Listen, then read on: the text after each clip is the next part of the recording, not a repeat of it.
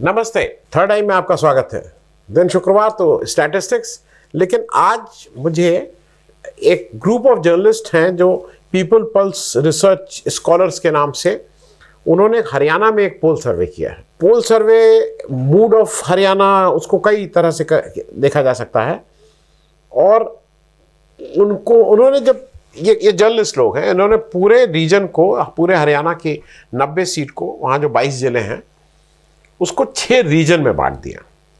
हिसार, करनाल, अब गुड़गांव को गुरुग्राम बोला जाने लगा है, लेकिन मुंह पे बार बार गुड़गांव आता है। फरीदाबाद, रोहतक और अंबाला, इन 6 रीजन में बांटा। 6 रीजन में 6 अलग अलग टीम बनी और उन 6 अलग अलग टीम को, ये सारे जर्नलिस्ट लोग हैं और उनके साथ टेक्निकल टीम भी है जो कंपाइल करना, ये सब करना, लेकिन मूल रूप से जर्नलिस्ट ही फील्ड में गए थे। इनकी सैंपल साइज है 15,000 लोग। 90 सीट में 15,000 लोग, मोटे तौर पे 125 से 150 लोगों से हर असेंबली कंस्टिट्यूंसी में इन्होंने बात की है। इनमें से कुछ को मैं जानता हूं, तो इसलिए मैं ये कह सकता हूं कि इसमें एक मुझे काफ़ी हद तक ये विश्वास है कि ये लोगों ने गांव-गांव में जाके सर्वे किया है। ये फेस टू फेस बात किए हैं। मैंने इनके इस टीम के एक जो प्रमुख व्यक्ति हैं, जो प्रमुख जर्नलिस्ट हैं, आवेश तिवारी जी से बात की। पहले उसको सुन लीजिए, तो उससे एक रेफरेंस आपकी समझ में आ जाएगा जो मैंने उनसे बात की थी, और फिर हम लोग इस सर्वे की बात करते हैं। आवेश जी नमस्ते। आपका मैंने पीपल पल्स रिसर्च स्कॉलर वाला सर्वे मेरे उसमें आया है। आपका बहुत डिटेल सर्वे है और अच्छा, हरदम ये लगता है कि इस समय कम से कम देश की जो हालात हैं उसमें कुछ रिसर्च ओरिएंटेड चीजें हो रही हैं, और खास करके जर्नलिस्ट लोग कर रहे हैं। नहीं तो खबरों और इनसे सबसे तो हम दूर हो गए हैं, हम तो केवल डिस्कशन करते हैं। आवेश जी, ये जो आपने हरियाणा का लिया है, क्योंकि हरियाणा इस समय सबसे अहम है, हरियाणा और महाराष्ट्र सबसे पहले यही चुनाव होने जा रहे हैं, तो इसका थोड़ा बता दीजिए कि आपने इसकी मेथोडोलॉजी क्या थी, कितने लोगों से संपर्क किया, और इसके बाद एक दो मेरे और प्रश्न हैं वो मैं आपसे पूछ लूंगा, लेकिन पहले कितने लोग कैसे उन तक गए, क्या और क्या प्रश्न किए? आवेश जी। देखिए, ये नमस्कार आनंदवर्धन जी, पब्लिक इंडिया देखने वाले सभी दर्शकों को मेरा नमस्कार। आप लोगों को बता दें कि ये क्वालिटेटिव सर्वे था और इसमें हमने कुल हरियाणा की 90 विधानसभा सीटों को 6 डिवीजन में बांटा, 6 संभागों में बांटा अलग अलग, जिसमें कि अंबाला था संभाग, आपका हिसार था, और इस तरह से 6 संभाग टोटल थे। और हमने कुल 15,000 सैंपल्स, टोटल 15,000 सैंपल्स हमने कलेक्ट किए। हम हर असेंबली के और वो लोगों से उनकी जातियां, धर्म, उनके कामकाज, उनकी आर्थिक स्थिति, उसके आधार पर वर्गीकृत किया। और उसके बाद जो है हमने लोगों से बातचीत की, तमाम सवाल पूछे। एक बहुत इंपॉर्टेंट चीज इसमें आनंद जी जोड़ दूं, जो लोकसभा को लेकर के जो सर्वे हुआ था, देश के अलग अलग चैनलों ने किया, काफी पैसा खर्च करके किया, लेकिन आपने उनके नतीजे देखे थे कि कितने अधिक विवादित रहे, किस तरह के सवाल खड़े हुए। हम लोगों ने जो सर्वे किया, इसमें हम लोगों ने खास तौर से ध्यान रखा कि जो जर्नलिस्ट हैं अच्छे, वो इससे जुड़े, पीपल पल्स से, और उसके बाद उन्होंने अपनी टीम बना करके इसको अंजाम दिया है, और बहुत माने जाने पत्रकार इसमें जुड़े हुए थे। एक बात। दूसरी बात, हम लोगों ने जो एक्यूरेसी है उसका पूरा ध्यान रखा। और आपको बता दो कि राउंड 1 का सर्वे है, जो आप अभी जिसकी रिपोर्ट का खुलासा करेंगे, वो राउंड 1 का सर्वे है। अभी हम ट्रैकर्स और करेंगे, इसके बाद भी करेंगे, क्योंकि एक बात तय है कि कैंडिडेट्स का कैंडिडेचर क्या होगा, मैनिफेस्टो क्या होगा, और अब किस तरह के नीतियां बताते रहती है केंद्र सरकार की या हरियाणा सरकार की, कांग्रेस किस तरह की घोषणाएं करती है, इस सब पर बहुत कुछ डिपेंड करेगा कि रिजल्ट क्या होता है। जी, मैं आवेश जी एक दो चीजें और पूछ लूं। जैसा आपने कहा भी अपने उसमें कि आप ट्रैकर और करेंगे, और ये भी बेसिक पहला सर्वे आपने किया है, क्योंकि ये जैसे बजट सेशन हो रहा है, किसानों से राहुल गांधी मिल रहे हैं, बीजेपी की तरफ से भाई एमएसपी का बहुत जोर है, बहुत उम्मीद थी कि बजट में एमएसपी पे कुछ होगा, किसान सम्मान निधि बढ़ेगी, इन सब चीजों पर। तो आपको लगता है कि ये जब आपने सर्वे किया था उस समय तक ये इश्यूज अभी उतने अब ये इश्यूज और अगर बढ़ेंगे तो सर्वे भी उसी हिसाब से, उसके नतीजे भी चेंज होने लगेंगे। आवेश जी। जी देखिए, बिल्कुल आपका कहना सही है आनंद जी, लेकिन एक बात बताओ कि ये सर्वे अभी 26 जून से लेकर 24 जुलाई के बीच में हुआ है, पूरा का पूरा सर्वे, और अभी आगे चल भी रहा है।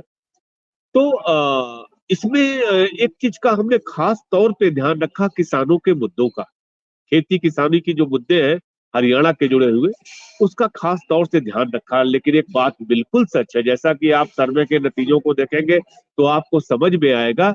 एक नतीजा यह भी है कि ग्रामीण इलाकों में मत प्रतिशत बढ़ने की संभावना है, और इसकी एक बड़ी वजह यह है कि शहरी इलाकों में उदासीनता है, लेकिन ग्रामीण किसान इस बार अपना पूरा चुनाव के लिए मूड बना रखा है कि हमको ये विधानसभा चुनाव में मतदान करना है और जम के करना है। तो हरियाणा का जो मूड है वो भारी वोटिंग की ओर जा रहा है, ये दिखाई दे रहा है सर्वे में खास तौर से। लेकिन एक बात सच है कि राहुल गांधी बजट में जो बोल रहे हैं, रोज बरोज हरियाणा के चुनाव के नतीजे बदलेंगे, ये तय है। अब ये देखना ये है कि अंततः अभी जो स्थिति है वो हमने आपके सामने रख दी है, इससे जी राजनीतिक पार्टियां अपना मूल्यांकन कर सकती। जी। मैं आवेश जी एक चीज और समझ लूं आपसे, आपके सर्वे को जब मैं देख रहा हूं उसकी डिटेल, तो उसमें आपका कहना है कि अभी बाइपोलर, जैसे लोकसभा बाइपोलर ही होने जा रहा है, बाकी लोग इररिलेवेंट हो जाएंगे। और ऐसे में उत्तर प्रदेश में आके आईएनएलडी ने एक गठबंधन किया है बीएसपी के साथ, तो जेजेपी इनका बहुत भविष्य आप नहीं देख रहे हैं ऐसा जैसा सर्वे कह रहा है। बिल्कुल बिल्कुल सही कह रहे हैं आप कि जेजेपी, इनेलो, बसपा गठबंधन, इनका कोई भविष्य अब नहीं दिखा, अप्रासंगिक हो गई क्षेत्रीय पार्टियां। लेकिन एक बात हम जोड़ दें इस बात में आनंद जी, कि इसमें इस बार जो है निर्दलियों की संख्या बढ़ सकती है। अब अगर कहीं बहुमत के आसपास का कुछ खेला होगा, क्योंकि आप देख रहे हैं कि बहुत क्लोज कॉन्टेस्ट जा रहा है, तो निर्दलियों की भूमिका बहुत ज्यादा महत्वपूर्ण हो जाएगी, ये साफ नजर आ रहा है। लेकिन क्षेत्रीय स्तर पर किए गए गठबंधन, छोटी पार्टियां, आम आदमी पार्टी है, जेजेपी है, इनका अस्तित्व अब खत्म हो गया है, कम से कम इस विधानसभा चुनाव में नहीं दिखाई देने जा रहा। जी जी। मैं आवेश जी एक पोल, इससे सर्वे से अलग हटके एक चीज आपसे पूछ लूं, आप इतने दिन से वहां घूम रहे हैं, क्या मोदी की गारंटी और राहुल की गारंटी के बीच में एमएलए की गारंटी अब ज्यादा प्रमुख होगी उसमें कि क्या ठीक है? कितनी कितनी अच्छी बात कही आपने, बिल्कुल। यह चुनाव, हमने एक शब्द लिखा भी है कि वाकई में वहां पे जो रिपोर्ट है उसमें है भी, कि यह चुनाव हद से ज्यादा स्थानीय होने जा रहा है। लेकिन एक बात सच है कि आप यकीन मानिए कि पूरे हरियाणा में मोदी जी का नाम लेवा कोई नहीं रहा। ये सर्वे की सच्चाई है। ये हरियाणा सरकार के काम काज पर वोट पड़ रहा है, मोदी जी के नाम पर हरियाणा में वोट पड़ने नहीं जा रहा है। कांग्रेस को लेकर के लोगों के मन में ये है कि राहुल गांधी कर सकते हैं, युवाओं के मन में है, ये साफ दिख रहा है, ये अभी जी प्रमाणित मैं है। जी आवेश जी, बस चलते चलते मेरे दर्शकों को एक और, अगर आप उनका, क्योंकि वो कंफ्यूज कई बार होते हैं, पोल सर्वे और एग्जिट पोल, ये दोनों अलग अलग चीजें, इसको अगर रेखांकित कर देंगे तो दर्शकों के लिए थोड़ा क्लैरिटी हो जाएगी। देखिए, बड़ी सीधी सी बात है कि एग्जिट पोल और ओपिनियन पोल का सबसे बड़ा अंतर यह है कि ओपिनियन पोल जो है वो इलेक्शन के पहले तक बदलता रहता है, वो समय के साथ साथ परिवर्तित होता है। लेकिन जो एग्जिट पोल होता है चुनाव के बाद वाला, वो बदला नहीं जा सकता, वो जो होता है वो एकदम स्टेबल होता है, एक चीज। दूसरी चीज ये है कि ओपिनियन पोल जो होता है वो ज्यादा करेक्ट इसलिए होता है क्योंकि आप ये बूथ के बाहर नहीं करते, आप कंस्टिट्यूएंसी में जाते हैं, आप लोगों के बीच में, उनके गांव, उनके घर जाते हैं, उनके साथ उनका सुख दुख बांटते हैं। और आनंद जी, आपको बताऊं कि जो टीम इसमें लगी हुई थी, उसने जाकर के लोगों के सुख दुख को सुना है। ये जो आप सर्वे रिपोर्ट देख रहे हैं, हरियाणा के सुख दुख की कहानी है। ये केवल ऐसा नहीं है कि हम केवल सीट बता रहे हैं। हरियाणा 10 साल में कहां पहुंचा, यहाँ के किसान क्या सोचते हैं, भारी बेरोजगारी, पानी का अभूतपूर्व संकट, उनकी कही है, आप कहीं इस सर्वे रिपोर्ट में दिखाई दे रही है। जी जी जी। बहुत बहुत धन्यवाद आवेश जी, और उम्मीद है कि आगे भी इस तरह की चीजें आप और करते रहेंगे, क्योंकि ये धीरे धीरे लुप्त होती जा रही है, लोग अपना ज्यादा डिस्कशन में हैं, बहुत बहुत शुभकामनाएं और धन्यवाद। Thank you. आपका भी नमस्कार। आपने आवेश तिवारी जी को सुन लिया था। अब आवेश तिवारी जी ने का कहना है कि जब ये गए हैं सर्वे करने तो केवल टिक मार्क नहीं किए हैं, लोगों के दुख दर्द समझे हैं, लोगों की समस्याएं शेयर की हैं, और ये कोई ये नहीं था कि दूर से फ़ोन से आपने कोई सर्वे कर लिया है।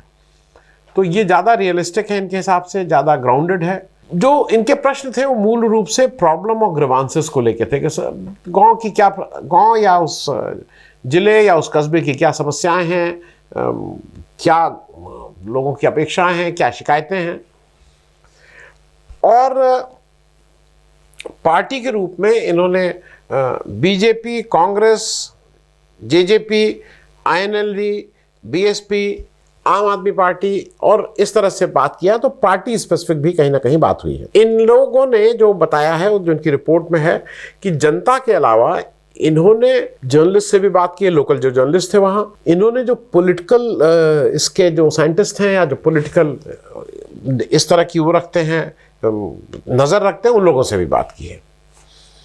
मैं इनकी फाइंडिंग्स पे बाद में आऊँगा, उससे पहले लेकिन मैं आपको कुछ चीज़ें बता दूँ। एक तो बहुत स्पष्ट इसमें है कि ये जो पोल हैं वो बाइपोलर होने जा रहे हैं। वो कांग्रेस वर्सेस बीजेपी होने जा रहा है, न कि 2019 में जैसे एक स्प्लिट वर्डिक्ट मिल गया था। इनका ऐसा इस सर्वे के अनुसार जो जेजेपी है, जिसको 2019 में 14.84% वोट मिले थे, करीब 15% वोट, उसको वो इस समय नॉन एंटिटी होने जा रही है। और लोकसभा चुनाव में भी उसको 0.87% वोट मिले थे, 1% भी नहीं मिला था। तो बढ़ोतरी नहीं करेगी, मोरलेस उसकी स्थिति वही रहेगी। एक जाट, इन्होंने कास्ट वाइज भी उस पर बातचीत की है, उस पर भी हम लोग एक चर्चा करेंगे छोटी। लेकिन मोटे तौर पे जाट और दलित, ये मोटे तौर पे ये कांग्रेस के साथ अलाइन दिखाई दे रहे हैं। वहां पे इस सर्वे में जो एक और चीज इन्होंने पाई कि जो बीजेपी है उसका बहुत कोशिश है कि किसी तरह से ये चुनाव जाट वर्सेस नॉन जाट हो जाए, लेकिन अभी तक वो बहुत हो नहीं पाया है। जो मैं उस पर भी आऊँगा कि जो कौन चॉइस ऑफ चीफ मिनिस्टर है, किसको चीफ मिनिस्टर बनाना के रूप में लोग देखना चाहते हैं, उस पर भी बात होगी। लेकिन एक जो सबसे बड़ी बात इस सर्वे में हुई है कि लोकल इश्यूज जो हैं वो ज़्यादा प्रोमिनेंट और डोमिनेट कर रहे हैं उनके निर्णय क्षमता को। जैसे अब मोदी की गारंटी, मतलब वो लायबिलिटी ही जैसा है बीजेपी के लिए। राहुल की गारंटी को, लोकल इश्यूज बताओ। और लोकल इश्यूज में किसानों की जो दिक्कत है, बेरोजगारी, अग्निवीर और महंगाई, ये इनके हिसाब से 4 प्रमुख ऐसी चीजें हैं जिसको लोग उस पर आंसर चाह रहे हैं और वो लोकल लेवल पे उस पर बातचीत हो रही है। एक और प्रमुख बात इसमें इस सर्वे में आई है जो बहुत निकल के सामने आ रही है कि जो स्थानीय एमएलए है, मतलब ये इतना लोकलाइज होने जा रहा है कि जो स्थानीय एमएलए या जो हारा हुआ एमएलए या जो वहाँ उम्मीदवार रहेगा, ये उसका भी एक तरह से उससे भी हिसाब किताब किया जाएगा कि आपने किया क्या था।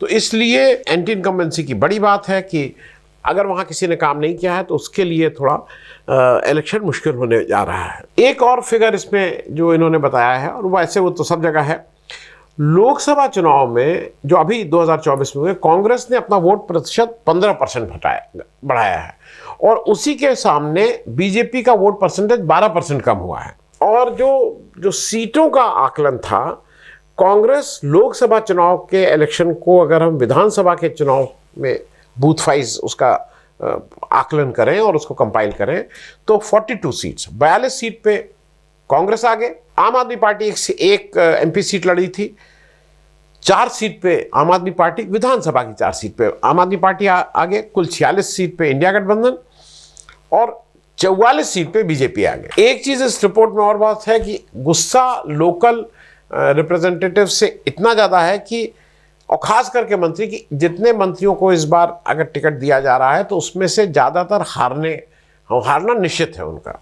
फिर उन्होंने रीजन वाइज कहा है कि बीजेपी के जैसे फरीदाबाद में है, फिर उन्होंने ये भी बताया है कि कांग्रेस की हिसार, अंबाला और रोहतक में है। जब फरीदाबाद की बात हो रही है तो उसमें नू को छोड़ के बाकी जगह की बात है।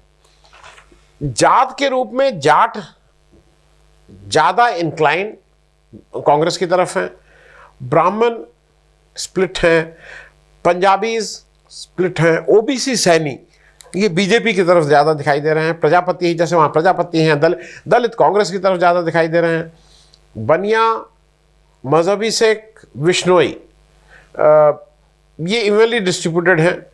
अरोड़ा खत्री जिससे मनोहर लाल खट्टर आते हैं, वो मतलब उनका एक मेजॉरिटी बीजेपी की तरफ अलाइंड है। एक चीज़ और हुई है, वो जो गुर्जर जो हैं वो कांग्रेस के साथ अलाइन है, और वहाँ पे हाल के दिनों में राजपूत वर्सेस यादव एक कुछ क्लैश हुआ था।